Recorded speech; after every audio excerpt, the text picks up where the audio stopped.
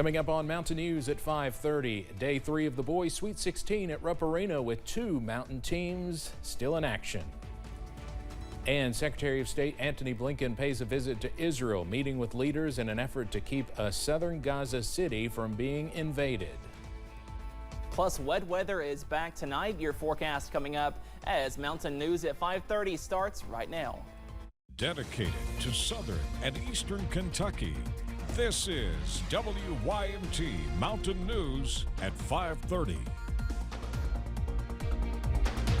Good evening, I'm Steve Hensley. The quarterfinals of the Boys Sweet 16 began this morning, and like Magoffin County did on Wednesday, the Hornets opened the day up with an 11 a.m. tip-off. WYMT's Audrey Hausberger is at Rupp and has more on the Hornets game. Audrey. Well, Magoffin County's historic run at the Boys Sweet 16 has come to an end. The Hornets lost to a really good Great Crossing team this morning, and while the loss ended their season, there's still plenty to be proud of. Like they did 2 days ago, Hornet fans packed into Rupp Arena, and while the Hornets trailed by double digits quickly, let me tell you, when Magoffin County sank a shot, no matter the score, Hornet fans cheered loud and proud. They were cheering for something bigger than the game of basketball. Take nothing away from these guys. First team in 100-year history to win a regional title in order to get a chance to play here at Rupp. And who would have thought that we would have ever made it to an Elite Eight appearance? So, give these guys all the credit. Like I said, still plenty for the Hornets to hang their hats on. They were the first Magoffin team to make it to Rupp Arena, the first to make it past the first round, certainly not the last to leave a mark on their community. Sending it back to you in Rupp Arena, Audrey Hausberger, WYMT Mountain News. Steve? Audrey, thank you. Certainly congratulations to Magoffin County on a great season. I think I saw my old friend Jim Caldwell there in the stands, who's from Magoffin County. Oh, there is still one team left from the mountains playing in the Sweet 16. Harlan County will take on Campbell County coming up in just a few minutes at the top of the hour at 6 o'clock. And of course, we'll have more Sweet 16 coverage later in sports.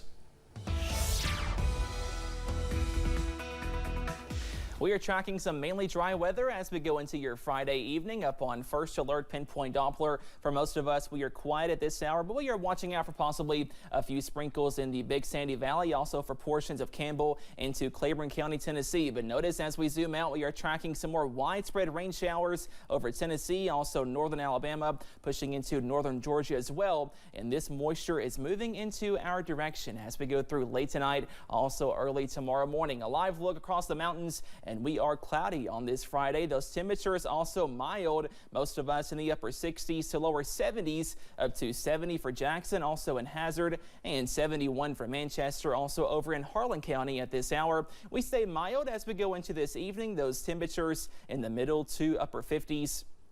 And again, those rain chances are set to increase overnight. The good news, no severe weather, no flooding issues, but we are tracking some more widespread rain chances. Once this system passes, we are cold by early Sunday morning. Those details coming up in just a few minutes. Steve? All right, Cameron, thank you very much. Lots of news around the world this afternoon. At least 40 people were killed and more than 100 injured when 5 gunmen opened fire at a concert venue near Moscow. Russian media reported blasts at the venue, and there were also reports some of the gunmen had barricaded themselves somewhere in the building. The shooting began days after President Vladimir Putin was reelected for a new 6-year term, and as Russia is continuing its war with Ukraine. It's one of the worst attacks that country has seen in years. More diplomatic frustrations as the U.S. unsuccessfully tries to move a ceasefire resolution through the UN, and an ongoing effort to dissuade Israel from invading the southern Gaza city of Rafah. CBS's Natalie Brand reports from Washington. Secretary of State Antony Blinken is headed back to the U.S. after what he calls candid conversations with Israeli Prime Minister Benjamin Netanyahu. The two met for 40 minutes, where Secretary Blinken offered alternatives to Israel's planned invasion of Rafah in the war against Hamas. We're looking forward to having Israeli officials in Washington next week to talk about a different way of achieving these objectives that we share, of defeating Hamas and ensuring Israel's long-term security. Netanyahu says Israel will move forward even without U.S. support. More than 1 million displaced Palestinians are sheltering in Rafah. Israel says Hamas operatives are among them. Israel has also returned to the north in areas once thought to be cleared of Hamas fighters. Many Hamas terrorist operatives and senior ones have been hiding in the hospital. Gaza's largest hospital is again under fire. In 5 days of fighting, Israeli defense forces have killed more than 140 fighters and arrested 650 more.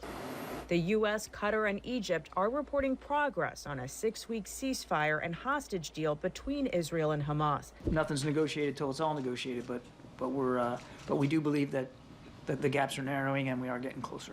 The same can't be said at the UN Security Council. Friday, Russia and China vetoed a U.S. proposed immediate and sustained ceasefire. Natalie Brand, CBS News, Washington. Blinken says 100% of the population in Gaza is food insecure. Catherine, Princess of Wales, reveals she has been diagnosed with cancer. She said in a video today that she is in the early stages of treatment and is undergoing preventative chemotherapy. This comes after Kate underwent surgery for what doctors believed was a non-cancerous abdominal condition. Further testing after the operation revealed the presence of an unspecified form of cancer. Last weekend, she was spotted in public for the first time since her surgery with Prince William. In Nashville, Tennessee, the search for a missing college student has come to a sad end. The body of 22-year-old Riley Strain was pulled from the Cumberland River earlier today. It was about 8 miles away from where the University of Missouri student was last seen. He vanished 2 weeks ago after he was kicked out of a bar in downtown Nashville. Authorities said no trauma was found that would indicate foul play. An autopsy is pending. Authorities in Idaho are accusing a prison escapee and his accomplice of a double murder. State police say prison escapee Skylar Mead and his alleged accomplice Nicholas Uppenauer were on the run when they came across James Mowney, who was walking his dogs. Authorities say the two men took the 83-year-old Mowney and his dogs into a vehicle and left. Mowney's body was discovered yesterday by the abandoned vehicle. It's also suspected the duo killed another man. Congress is moving forward on steps to avoid a last-minute shutdown. The House passed a bill to keep the government open, and the Senate is expected to follow suit this evening. But even though the measure passed with bipartisan support in the House, it may come at a price for Speaker Mike Johnson. CBS's Willie James Inman has more from Capitol Hill.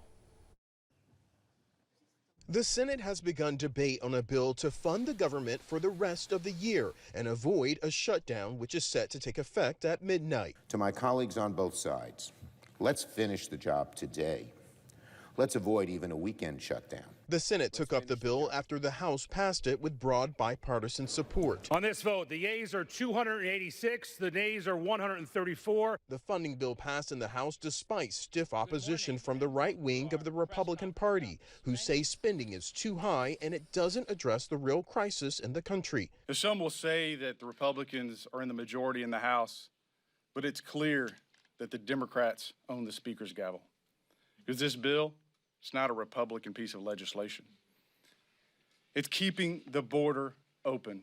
The last time Republicans passed a spending bill over the objections of the far right, it cost House Speaker Kevin McCarthy his job. And history may be about to repeat itself with current House Speaker Mike Johnson. This is basically a warning. Georgia Congresswoman Marjorie Taylor Greene filed a motion to vacate the Speaker's chair. It's time for us to go through the process, take our time, and find a new Speaker of the House that will stand with Republicans and our Republican majority instead of standing with the Democrats. Johnson says he's not concerned. I don't operate in fear, no. We have to do the job and we have to govern, and that's what we're doing day by day. House members are going on a 2-week recess, which could give Johnson time to convince Greene to withdraw the motion. Willie James Inman, CBS News, Capitol Hill. Greene did not file the motion to vacate as a privileged motion. Had she done so, the House would have been required to vote on the measure within 2 days.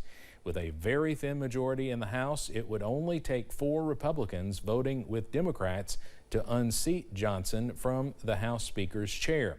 And we also learned today that GOP Representative Mike Gallagher of Wisconsin will resign from Congress early, handing another blow to Speaker Johnson and his razor-thin Republican majority.